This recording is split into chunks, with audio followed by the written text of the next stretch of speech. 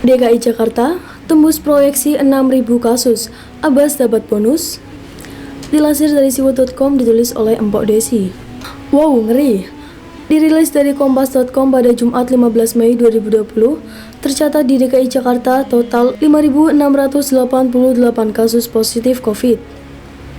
Angka yang wow banget, karena unggul di antara 34 provinsi di Indonesia. Bahkan, pada Kamis 14 Mei kemarin tercatat terjadi lonjakan dengan penambahan 180 kasus. Berdasarkan data terkini pemerintahan Provinsi DKI Jakarta, 14 Mei 2020, sebanyak 1.279 orang dinyatakan telah sembuh dari total 561,7 orang kasus positif, dengan jumlah pasien meninggal sebanyak 466 orang, ucap Kepala Bidang Kesehatan Masyarakat Dinas Kesehatan Provinsi DKI Jakarta, Vivi Mulyani, dalam keterangan pers, Kamis 14 Mei 2020. Menilik ke belakang, suara Abbas yang rembong menyelamatkan warga Jakarta rasanya kebalik banget dengan kenyataan yang terjadi.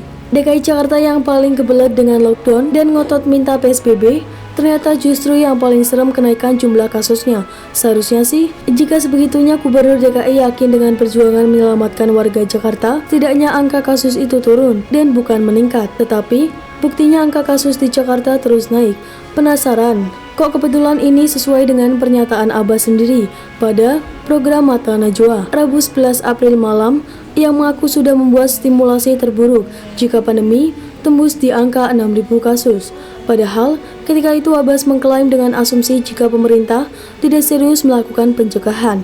Di acara tersebut, Abbas keren menawarkan dua option penanganan, yaitu model relax seperti yang diberlakukan di Iran, Korea Selatan, Italia, dan Amerika Serikat, di mana pencegahan dan pengetesan dilakukan terbatas, sehingga menurutnya kasus corona melonjak drastis. Dari awal hanya 4 kasus menjadi 9.172 kasus dalam 18 hari. Pencegahan dan pengetesan, langkah yang diambil mengikuti Singapura, Vietnam, dan Selandia Baru, di mana pencegahan dan pengetesan terhadap masyarakatnya sejak awal untuk menekan angka penyebaran virus.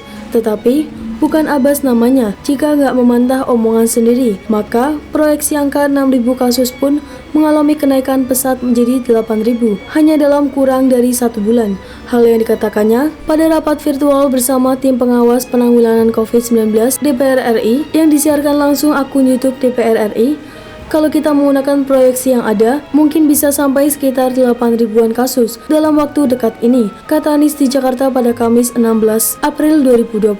Rengekan Abbas untuk Jakarta menerapkan PSBB sudah disetujui pemerintah pusat sekitar tanggal 7 April. Lalu, diterapkan untuk tahap pertama pada 10 April hingga 23 April, dan dilanjutkan tahap kedua pada 23 April hingga 22 Mei 2020. Logikanya, jika hanya detik ini kenaikan kasus di DKI masih menggila, lalu salah siapa itu? Bagi seorang kepala daerah menurut penulis ini, kok aneh narasinya? Justru berharap terjadi lonjakan kasus. Bahkan, di saat rapat virtual bersama tim pengawas penanggulangan COVID-19, Abbas justru datang dengan proyeksi 8.000 kasus. Padahal, ketika itu DKI Jakarta sedang menjalani PSBB tahap pertama. Artinya, jika justru terjadi lonjakan, yang mikir yang error siapa? Memang cakep dan pintar deh Abbas. Sudah mempersiapkan antisipasi seperti bualanya di acara Mata Najwa. Tetapi ternyata hingga sejauh ini, bukti konkretnya nggak ada. Faktanya saja, pembagian masker pada warga Jakarta baru dimulai setelah PSBB tahap pertama. Ini pun maaf, apakah menjadi bagian dari paket bansos